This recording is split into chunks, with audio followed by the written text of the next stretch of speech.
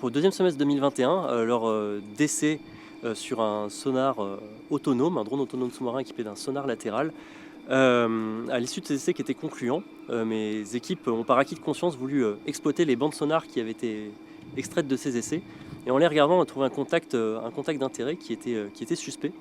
On allait investiguer peu de temps après et il se trouve que nous avons découvert une mine allemande de la Seconde Guerre mondiale appelée une LMB d'un point de charge de 900 kg d'équivalent TNT. Donc la mission d'aujourd'hui a consisté à sécuriser cette munition qui se trouvait à proximité immédiate de la marina du château.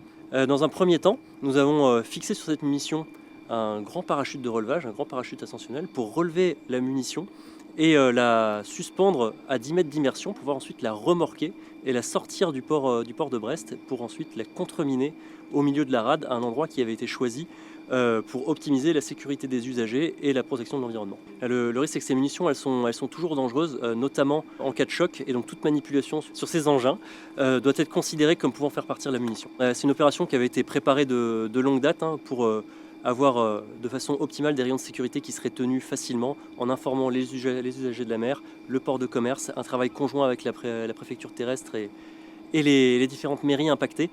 Et donc aujourd'hui on a eu des conditions météorologiques qui étaient très bonnes, très clémentes et qui nous ont permis de travailler en toute sécurité. Et la munition n'est plus un danger pour personne. Ce type de munition, c'est des engins qui étaient à mise de feu acoustique et magnétique, c'est-à-dire qu'elles étaient posées sur le fond et au moment où un bateau arrivait, en entendant le bruit du bateau, la mine se réveillait. Et quand le maximum magnétique de ce bateau passait, elle explosait, créait une énorme bulle d'air qui venait monter au-dessus du navire. Et un navire est fait pour reposer sur de l'eau et non pas sur de l'air. Ça venait sectionner la poutre du navire et le faire sombrer très rapidement. Ce mode de fonctionnement, lui, 70 ans plus tard, il n'est clairement plus opérant. Les batteries sont vides et je peux vous assurer que ça ne présentait plus un risque. Néanmoins, c'est des munitions qui restent toujours dangereuses car vous avez toujours un explosif dit primaire dedans qui va amorcer la munition et qui lui est très sensible au choc, à la flamme, à la friction. D'autant plus que ces munitions étaient équipées de nombreux pièges, potentiellement de pièges anti-relevage ou de pièges anti-démontage. Donc toute manipulation par quelqu'un qui ne saurait pas ce qu'il fait peut potentiellement entraîner la détonation de cette munition.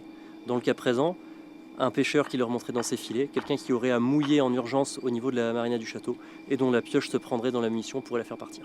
Une fois qu'on a pris toutes les mesures conservatoires, qu'on a déplacé la munition à l'endroit où elle ferait le moins de dégâts possible, on va initier sa détonation en venant placer à son contact une charge explosive qui va venir faire partir en détonation l'ensemble du reste de la munition. Ça fait une fin en son et lumière, mais dans un environnement parfaitement maîtrisé et au moment où on l'a choisi pour optimiser la sécurité de la population et la préservation de l'environnement.